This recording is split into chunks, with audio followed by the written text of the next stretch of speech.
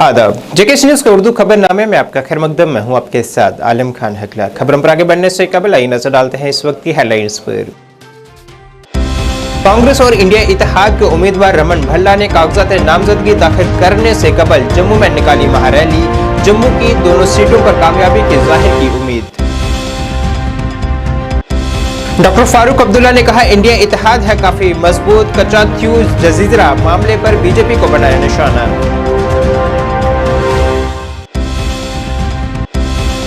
Security forces ने बारामूला सोपुर से 3 दहशतगर्दों के साथियों को किया गिरफ्तार। कब्जे से पिस्तौल और मुजरिमाना मवाद हुआ बरामद।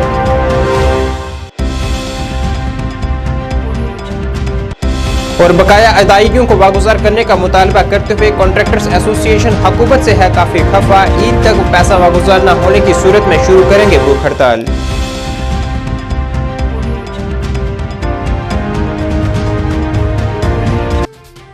अब खबरें तफसील से। जम्मू रियासी पार्लिमानी हलके से इंडिया इत्तेहाद और कांग्रेस उम्मीदवार रमन भल्ला की कागजात नामजदगी दाखिल करने से कबल जम्मू में उनके हजारों की तादाद में हमायतियों की जानिब से एक रैली निकाली गई, जिसमें हजारों की तादाद में कारकुनान और लीडरान ने शिरकत करके उनकी हौसला अफजाई की है। इस सिलसिले में जम्मू के डोगरा चौक से DC दफ्तर तक एक बड़ी रैली निकाली गई। इस मौके पर ज़राए अबलाग से बात करते हुए रमन भल्ला ने कहा है कि जिस तरह से उन्हें अवाम की हिमायत हासिल हो रही है, इससे साफ जाहिर है कि बरसरे इक्तदार जमात से अवाम कितनी नाखुश है। वहीं प्रदेश कांग्रेस कमेटी के सदर वकार रसूल वानी ने उम्मीद जाहिर की है कि वो जम्मू की दोनों सीटों पर कामयाबी हासिल करेंगे।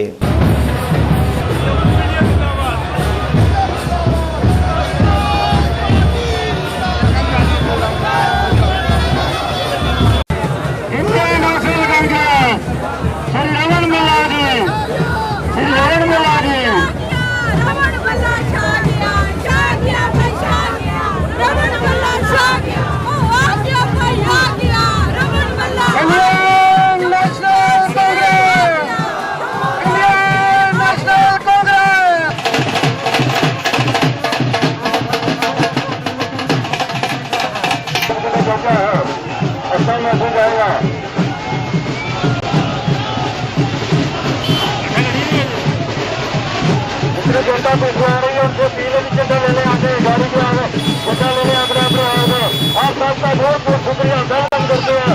चलो सब की तरफ को वेलकम करते हैं सबका। हमें उत्साह है बदलाव का और आप देख सकते हैं कि बदलाव होकर रहेगा। लोग बड़ा बेसब्री से इंतजार कर रहे थे भाजपा को मुंह तोड़ जवाब देने का। ये वक्त आया है कि चुनाव के सिलसिले में आज नामांकन पत्र भरने के लिए जा रहे हैं। हमें लगता है कि लोगों का उत्साह बहुत ज्यादा है, वो बदलाव चाहते हैं और बदलाव होकर रहेगा। क्या मैसेज देंगे आज के दिन को लेकर आप? क्या मैसेज देना चाहेंगे भल्ला साहब आज? तो यही है, लोग घरों से निकले और अपने वोट का सही इस्तेमाल करें। जो जन विरोधी नीति भाजपा ने अपनाई है जम्मू कश्मीर में, उसका मुंह तोड़ जवाब दें।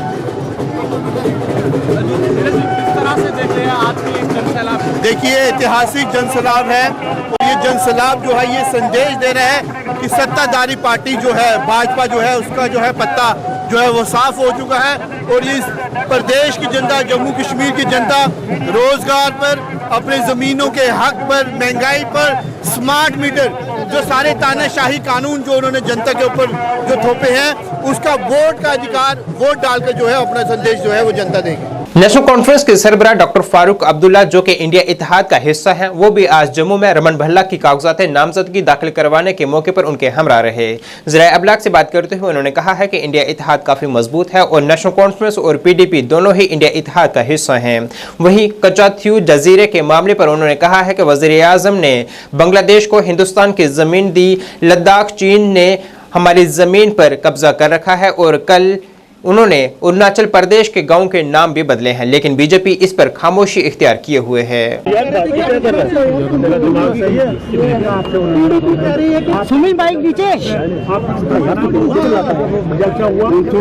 सर उसके बाद कह रहे हो सारे इकट्ठे खड़े हैं, लेकिन आपने सर केंद्र सर पता नहीं आप लोग क्यों काम एक झगड़ा शुरू सर इलेक्शन उठाएंगे अपना उठाएं उसको उठाना है। मेरी बात क्या मुंह क्या कर रहा है यार, चपड़ी प्रेम ही उठाना क्या उठाए माई का ना अपना। फारूक अब्दुल्ला को उसका डर नहीं। इनके पास कितनी जमीन है उसके बारे में क्यों नहीं बात करते? चीन हमारे जमीन खा गया है, हजारों किलोमीटर खा गया है, उसके बारे में क्यों नहीं बात करते? हमने कोशिश की पार्लियामेंट में इसको उठाने की, कोई जवाब नहीं दिया। उसका जवाब दें सर। इस इशू आज 18-19 मुलाकातें हुई हैं चीन और हिंदुस्तान के बारे में, हैं? क्या नतीजा निकला? चीन आगे चलता जा रहा है, बल्कि आज तो उन्होंने अरुणाचल प्रदेश के वो नाम भी लिए हैं जो लोग कहते हैं कि हमारा हिस्सा है। उसके बारे में क्यों नहीं वो शोर करते? तो लगता है ये पॉलिटिकल है जो श्रीलंका की बात हो रही है। श्रीलंका को छोड़ दीजिए, हमारी जमीन की बात करिए, लद्दाख की जमीन की बात करिए। Thank you sir. आज आप आए नेशनल कॉन्फ्रेंस के नायब सदर उमर अब्दुल्ला ने आज अनंतनाग राजौरी पार्लिमानी हलके से नेशनल कॉन्फ्रेंस उम्मीदवार मियां अल्ताफ अहमद लारवी की हमायत में जिला अनंतनाग के लीवर पहलगाम में एक अवामी इज्तिमा से खिताब किया है, जिसमें उन्होंने कहा है कि इंडिया इत्तेहाद मुल्क भर में फतह से हमकनार होगी। उन्होंने मजीद कहा है कि बीजेपी एजेंसियों को बीजेपी लीडरों के अलावा दीगर को निशाना बनाने के लिए इस्तेमाल कर रही है और अरविंद केजरीवाल की हालिया गिरफ्तारी बीजेपी के मुजालिम की मिसाल है। इस दौरान उन्होंने इलेक्टोरल बॉन्ड मामले पर भी हुकूमत को निशाना बनाया है। मेरा फर्ज बनता है कि मैं उसकी तर्जुमानी करूं, उसका इलाज ढूंढने की कोशिश करूं, नहीं ये कि मैं उसके ऊपर जो है वो पर्दा बढ़ाऊं, उसके सामने पर्दा लाऊं और छुपाने की कोशिश करूं। इसलिए मैं कहता हूं कि इन इलेक्शनों की अहमियत जो है वो कम नहीं थी। आपने सिर्फ एक ही पैगाम पे सोचना है, आपने सिर्फ एक ही सवाल का जवाब देना है। जब पोलिंग बूथ के अंदर आप चले जाओगे, आपने सिर्फ और सिर्फ ये देखना है कि क्या 5 अगस्त 2019 के बाद आपकी जिंदगी में बेहतरी आई या नहीं। अगर आपकी जिंदगी में बेहतरी नहीं आई, अगर आपने तबाही और बर्बादी देखी, अगर आपके बाल बच्चों ने रोजगार नहीं हासिल किया, अगर आपके रिश्तेदारों को किसी तरह का फायदा नहीं आया, अगर आपके इलाज में बेहतरी नहीं आई, अगर आपके बच्चों के तालीम में बेहतरी नहीं आई, अगर आपके रोजमर्रा की जिंदगी में बेहतरी नहीं आई, तो आपने बीजेपी की ए टीम, बी टीम, सी टीम, इन तमाम टीमों को हरा के नेशनल कॉन्फ्रेंस के इस हल वाले बटन को दबा के एक शानदार उम्मीदवार को यहां से भेजना जो है इसको नोटिस किया है। किस तरह इलेक्शन से पहले चुन चुन के ऑपोजिशन के लीडरों को निशाना बनाया जा रहा है। केजरीवाल साहब अब दूसरे चीफ मिनिस्टर हैं जिनको हाल ही में गिरफ्तार किया है, और ये इनका गिरफ्तार होना और एजेंसियों को इस तरह इस्तेमाल करना, ये इस मुल्क की जमहूरियत के लिए जो है एक बहुत खतरनाक सूरत हाल है, और मुल्क को जो है बहुत आगे तक इसका खमियाजा भुगतना पड़ेगा। अब हम तो ये उम्मीद करते हैं कि सुप्रीम कोर्ट और इलेक्शन कमीशन जो है इस चीज का जो है इसको नजरअंदाज ना करें और इलेक्शनों में इस तरह एजेंसियों को इस्तेमाल जो है उस पर रोक लगाएं। उमर साहब ये बताइए कि जिस तरह से बीजेपी का कहना है कि दिल्ली में स्टेज शेयर किया जाता है, लेकिन जम्मू कश्मीर के हालात ऐसे नहीं है कि जो यकजहती में चल रही है दो पार्टियां, तो ऐसे में पीडीपी को कैसे आप ऑन बोर्ड लेंगे और क्या आपको लगता है कि पीडीपी का जी इंडिया अलायंस में हम एक साथ थे, स्टेज पे एक साथ थे, तो इसमें सवाल उठाने का क्या है ना। हम स्टेज पे एक साथ थे, इंडिया अलायंस को तोड़ने का काम किसी ने नहीं किया। तो फिर सर मियां साहब को नॉर्थ कश्मीर से ला के क्या नेशनल कॉन्फ्रेंस यहाँ पे कमजोर थी? यहाँ पे इतने सारे कैंडिडेट थे, नेशनल कॉन्फ्रेंस कश्मीर से कहाँ लाया मियां साहब? यही के हैं, सेंट्रल कश्मीर से लाए ना सर। मियां साहब इतने ही यहाँ के हैं जितने वो राजौरी पूंछ के हैं, जितने बाकी कश्मीर के इलाकों से है ना। अगर हमारे प्रधानमंत्री जो है वो गुजरात से उठ के यूपी में इलेक्शन लड़ सकते हैं, उस पर आपके चैनलों को कोई एतराज नहीं होता। साउथ इंडिया से लोग आके नॉर्थ इंडिया से राज्यसभा की टिकट पे आ जाते हैं, उस पे आपकी चैनलों को एतराज नहीं होता। मियां साहब कश्मीर की वादी के सीट पे इलेक्शन लड़ते हैं और उस पे आप लोग सवालिया निशान पैदा करते हो। क्या मियां साहब को रजौरी, पुंछ, अनंतनाग से इलेक्शन लड़ने का कोई अधिकार नहीं है? सर ऐसे में पीडीपी लगता है आपको चैलेंज देगा अगर पीडीपी का कैंडिडेट उठेगा, क्योंकि वोट जो है कहा जा रहा है डिवाइड होगा और उसका फायदा बीजेपी को मिल सकता है। आप लोग तो ये चाहोगे ही, लेकिन मुझे इस तरह का कोई इशारा नहीं मिला है। सिक्योरिटी फोर्सेस ने आज जम्मू कश्मीर के बारामूला जिले के सोपुर इलाके से 3 दहशतगर्दों के साथियों को गिरफ्तार किया है, जिनके कब्जे से एक पिस्तौल और दीगर मुजरिमाना मवाद बरामद किया गया है। इत्तला के मुताबिक सिक्योरिटी फोर्सेस ने एक मुश्तरका चौकी कायम की और 3 मशकूक अफराद को मौके से फरार होने की कोशिश करते हुए देखा, जिन्हें पुलिस की चौकसी से गिरफ्तार कर लिया गया, जिनकी शिनाख्त फैसल अहमद कचरू, आकिब महराज काना और आदिल अकबर गोजरी के तौर पर हुई है। तलाशी के दौरान इनके कब्जे से एक पिस्तौल, मोबाइल फोन और दीगर इश्तियाल अंगेज मवाद बरामद किया गया है।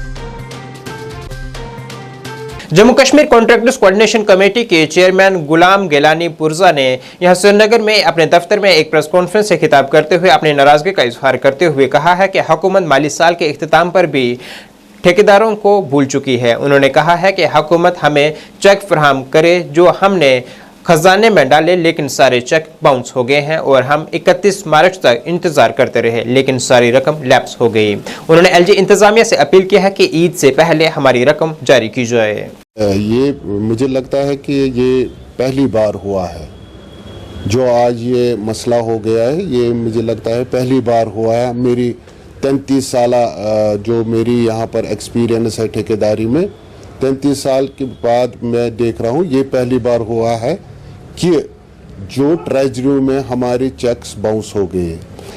गवर्नमेंट ने एक सिस्टम बनाया था कि हम आपको ऑनलाइन पेमेंट करेंगे।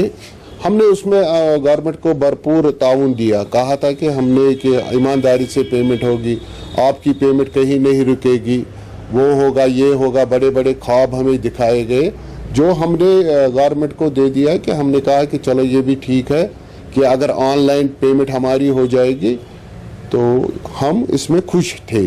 लेकिन बदकिस्मती है ये कि पहले ये जो पे सिस्टम या डूम सिस्टम है ये सही मायने में चलता नहीं है। अब गवर्नमेंट ने, फाइनेंस डिपार्टमेंट ने एक सर्कुलर निकाला था कि आप 29 तारीख 2 बजे तक डीडीओज़ को कहा था कि आप सब ये जो बिलें हैं वो ऑनलाइन कर दीजिए। हस्ब दस्तूर जो डीडीओज़ यहाँ के है वैली यानी कि जम्मू कश्मीर के जो भी डीडीओज़ है उन्होंने ये ऑनलाइन पेमेंट कर दी। लेकिन बदकिस्मती है कि हमें ये हमारे ठेकेदारों को ये अंदेशा था कि ये 31 मार्च तक 12 बजे तक इसका टाइम होता है। 31 मार्च तक 12 बजे तक इसका टाइम होता है। ये 31 मार्च तक हो जाएंगे, क्योंकि आज तक ये ऐसा नहीं हुआ है। क्योंकि 31 मार्च तक किसी भी सूरत में ये कंट्रैक्टर के अकाउंट्स में चला जाता है।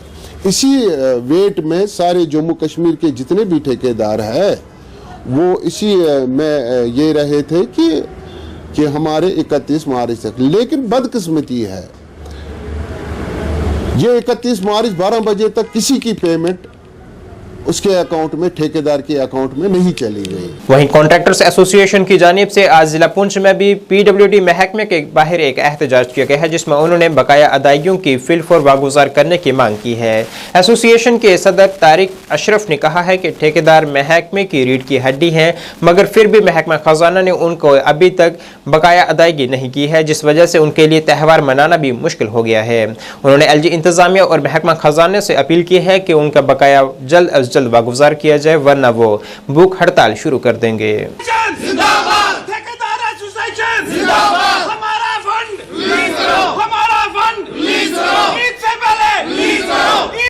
मैं आप मीडिया वालों का शुक्रिया अदा करता हूं कि आप यहां पर आए और हमारी बात सुनी। ये कॉन्ट्रैक्टर एसोसिएशन के सब लोग जितने भी हैं ये यहाँ पर आज इकट्ठा हुए हैं। इनकी जो पैसे जो हमारे ट्रेजरी में बिल गए हुए हैं उनकी पेमेंट नहीं हो रही है। हर आदमी के ठेकेदार को ये तवक्का होती है कि हमारे 31 से पहले पैसे जो हैं वो अकाउंट में आ जाएंगे। ठेकेदार एसोसिएशन एक ऐसी चीज़ है कि इसके साथ हर तबका जुड़ा होता है। क्या वो लेबरों वाले होते हैं, हर चीज़ होती है, तेल वाले होते हैं, मशीनों वाले होते हैं, क्यों उन्हें पेमेंट करनी होती है। अगर ईद का त्यौहार भी आ रहा है लेकिन एलजी इंतजामिया ने हमारी कोई बात जो है इस टाइम तक सुनी नहीं है, ना ही उन्होंने पेमेंट की है। कुछ कंट्रैक्टर्स को जो है वो 30% या 70% जो है उनको बिल जो है वो पैसा रिलीज हुआ, कुछ को बिल्कुल बिल जो है वो पेमेंट हुई नहीं। तो आज ये इसी को लेकर हमने ये एहतजाज यहाँ रखा हुआ। पूरी कंट्रैक्टर एसोसिएशन यहाँ मौजूद है। कंट्रैक्टर एसोसिएशन के जितने भी मतलब president, vice president, general secretary से लेकर सारे यहाँ हम ये एहतजाज कर रहे हैं। और हमारी ये मांग है एलजी एडमिनिस्ट्रेशन से, एलजी साहब से भी हम ये रिक्वेस्ट करते हैं, कमिश्नर सेक्रेटरी PWD उनसे भी ये रिक्वेस्ट करते हैं, फाइनेंस डिपार्टमेंट उनसे भी ये रिक्वेस्ट करते हैं कि जो ये पेमेंट आपने ये पैसा लैप्स किया है इसको रिप्रोड्यूस किया जाए और कंट्रैक्टर्स को जो है वो जल्दी उनकी पेमेंट की जाए। ईद आ गई है, पहले जो है वो कंट्रैक्टर के साथ इंसाफ किया जाए। आप देखें कि कंट्रैक्टर के साथ किस किस्म का जो है वो हर जगह जो उनकी तजलील हो रही है। पहले तो काम एग्जीक्यूट करने से पहले भी कंट्रैक्टर के साथ जो है होता है वो आप सब जानते हैं, काम करने के बाद भी। और इतनी बदकिस्मती से एक बात मैं खुलकर कहूंगा, बदकिस्मती ये है कि डिपार्टमेंट में जब भी आप जाओ, जिसके पास भी आप जाएंगे वो आपको जो है सीधे मुंह बात नहीं करेगा जब तक उसको अगर आप कोई चाय पानी कमीशन नहीं देंगे। मैं पब्लिक को सेटिस्फाई करके, डिपार्टमेंट को सेटिस्फाई करके किन किन मरहलों से ठेकेदार गुजरता है और फिर वो अपने बिल जो है वो जमा करता है। वो बिल जमा करने के बाद भी हमारे कंट्रैक्टर्स की जो पेमेंट यहाँ नहीं हुई है, खासकर सनकोट में, और ये पूरी स्टेट का मामला है। और ऐसा तारीख में, हिस्ट्री में कभी नहीं हुआ कि 31 मार्च को जिस दिन ठेकेदारों को जवाब देना होता है, लेबर को जवाब देना है, मेट जो लगाए हैं उनको जवाब देना है, उनकी पेमेंट करनी है, ये कहां से पेमेंट करेंगे? वो लेबर जो है वो ठेकेदारों के घर पे बैठी है इस वक्त। ठेकेदार घर से ठेकेदार जो है वो निकल नहीं सकते हैं। ठेकेदार छुप रहे हैं इस वक्त चोरों की तरह। ये ठेकेदार जो है बाइज्जत तबका है और ये पूरी जो हमारी समाज है उसकी जान होते हैं। ये कई किस्म के टैक्सेस ये भरते हैं, GST भरते हैं और उस वक्त इनसे पैसा लिया जाता है, इनकम टैक्स भरते हैं, फिर जो नो ऑब्जेक्शन है वो मांगे जाते हैं। सब कुछ करने के बाद भी में एहतजाज करने की हमें इतनी जरूरत नहीं थी, लेकिन जब तंग आमद तो जंग आमद। ठेकेदारों ने पूरा साल काम करते हैं, जब पेमेंट का वक्त आता है तो ठेकेदारों को बड़ी जिल्लत का सामना करना पड़ता है, काम करके भी पैसे नहीं मिलते। मुझे सबसे ज्यादा दुख है इस LG इंतजामिया से, जो आज ईद के मौके पे ठेकेदारों की पेमेंट वागजार नहीं कर सकते। फाइनेंस कमिश्नर जो है उसको देखना चाहिए, वो भी, उसके भी बाल बच्चा है, हमारा भी बाल बच्चा है। हमारे लिए क्यों नहीं सोचा उन्होंने कि आज लास्ट डेट पे उन्होंने कट लगा दिया? क्यों लगाया कट? 4 दिनों तक चौकीबल में फंसे रहने के बाद 10 साला फरहान की जसद खाकी को आज फौज के चॉपर की मदद से इसके आबाई इलाके पहुंचाया गया है। आज इंतजामिया और फौज की मदद से बच्चे की जसद खाकी को हेलीकॉप्टर के जरिए चौकीबल कपवाड़ा से तंगदार कपवाड़ा 4 दिन के बाद पहुंचाया गया है।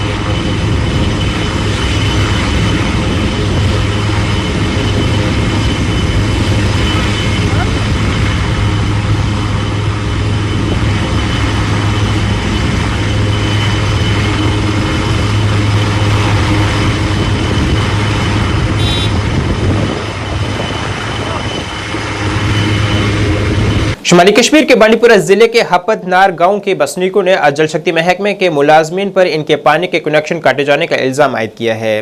मकामी लोगों के मुताबिक महकमे के मुलाजमीन ने रमजान के इस मुकद्दस महीने में इलाके में नलके के पानी की सहूलत की मेन लाइन काट दी है, जिससे उन्हें परेशानियां पेश आ रही हैं। उन्होंने कहा है कि महकमा उन्हें नल के पानी का बाकायदा सहूलत फराहम करने में नाकाम रहा है और उन्हें हफ्ते में सिर्फ 2 बार ही पानी मिल पा रहा है। अब उन्होंने एग्जीक्यूटिव इंजीनियर जल शक्ति महकमा बांडीपुरा से अपील की है कि वो इस मामले में मुदाखलत करें और उनकी हकीकी शिकायत को दूर करें। JJM हाय हाय JJM हाय हाय JJM हाय हाय JJM हाय हाय JJM हाय हाय ना पारेगा। सबसे पहले अपना नाम ओ आप चुप करो। मेरा नाम मुश्ताक अहमद सीर है, मैं हपनार का रहने वाला हूं सर। तो हमारी जो ये स्कीम है कोयल से जो पानी लॉन्च हपनार के लिए हो रहा है, टंगपथरी मालगाम इस एरिया में जो पानी लॉन्च हो रहा है, ये हफ्ते में हमें 1 बार या 2 बार या 3 बार मिलता है। और कभी इसकी मोटर जल जाती है, हमें कभी भी सीधा पानी समझो हफ्ते में 2 बार हमें ये पानी मिलता है। और ये बोल रहे हैं इस वक्त भी कि आप अग्रीमेंट करो। हाँ, हम हपनार वाले अग्रीमेंट करेंगे। अगर हमें टंगपथरी का पानी यहाँ पे होगा कम से कम 2 दिन के बाद या 1 दिन ही अगर हमें ये पानी मिलेगा तो हम अग्रीमेंट करने के लिए तैयार है। अगर हमारी ये पाइप अगर सही पाइप अगर लगा देंगे तो हम अग्रीमेंट करने के लिए तैयार है, वरना हम इन समरूदी पाइपों पे अग्रीमेंट करने के लिए तैयार नहीं। और हमारी पब्लिक पोस्ट है 5-5 घर में 4-4 घर में 4-4 घरों को 1-1 पोस्ट दिया जा रहा है। बोल रहे अग्रीमेंट करो। अब 4 घर हैं तो 1 पोस्ट है, कौन सा घर उस पर अग्रीमेंट करे? हमें समझ नहीं आ रही है। ये इंतज़ामिया PHE डिपार्टमेंट वाले इनको क्या हुआ? और रमज़ान के महीने में इनने ये पानी जो आज काट के पूरी आवाम का पानी बंद रखा है कि जब तक आप अग्रीमेंट नहीं करोगे हम आपको पानी नहीं दें। एक्जन साहब से मेरी यही गुजारिश है, वो खुद आए यहाँ पे इस लाइन का मौका करे। अगर उसको लगे कि ये जनवन है अग्रीमेंट करें तो हम अग्रीमेंट करने के लिए तैयार है। अगर नहीं है तो हम पे जुल्म सतम क्यों ढाया जा रहा है? पानी तो यजीदों ने बंद किया है, मुसलमान का तो ये काम नहीं है। अगर इनको करना ही था ईद के बाद अगर ये पानी बंद कर देते थे। आज यहाँ पे बहुत सारी हमारी लड़कियाँ हैं जो इस वक्त इत्काफ़ में बैठी हैं, हमारे मर्द जो तैयार है इत्काफ़ में बैठने के लिए, तो इन्होंने इसी मौके पे आकर हमारा ये पानी जो है बंद कर दिया। पहले अपना नाम बताएं और बताएं क्या मसला है। अस्सलाम वालेकुम, मेरा नाम मुनीर अहमद है, मैं हाफतनाड़ में रहता हूँ। जनाब कल आए ये सवेरे तो हम घर पे नहीं थे, तो इन्होंने किया काम, हमारी लाइनें बंद कर डाली। आपने देखी भी वो लाइनें बंद हुई हैं, तो ये मुझे अच्छा नहीं लगा। ये दूसरे हमने भी दुनिया देखी है, हम भी दुनिया घूम के आते हैं, देख के आते हैं कि पाइप पब्लिक पोस्ट का कोई भी ये नहीं होता है अग्रीमेंट। जिसने अंदर घर के अंदर फिटिंग की है तो उसको जायज़ है कि वो फिटिंग करके तो अपना पानी का अग्रीमेंट भर सके। तो हमें बाहर है वो 3 दिन के बाद 4 दिन के बाद पानी आता है, तो कभी नसीब से हमें वो पानी मिलता है, कभी मोटर जल जाती है, कभी पाइप खराब हो जाते हैं। मुलाजिम 2 इधर काम करते हैं, एक पानी छोड़ने वाला है तो एक कभी बीच में इधर घूमता है, और हमने आंखों से देखते हैं इधर मुलाजिमों को नहीं। तो कल 50 बंदे आए यहाँ, तो हमने उनसे पूछा, हमारे बाकियों ने पूछा कि ये लोग कौन है? बोला ये सब यहाँ के मुलाजिम है। तो आज तक क्यों नहीं थे वो सामने आए? देखो ये पाइप हमारी लाइन है, ये हमारा गाँव है, हमारी लाइन है। ये 2 पाइप इस घर वालों ने खरीद के अपने पैसों से लगाए। वो पुरानी लाइन है, इसको 20-25 साल हो गया पहले लगी हुई। तो आज रोज़े के महीने में हमारी मस्जिद 1, 2, 3 मस्जिदें हमारी बंद है। तरावी पढ़नी है हमें, नमाज पढ़नी है हमें पानी हाथ मुंह धोने के लिए नहीं है। ये इंसानों का काम पानी काटना नहीं है, ये यजीदों का काम है।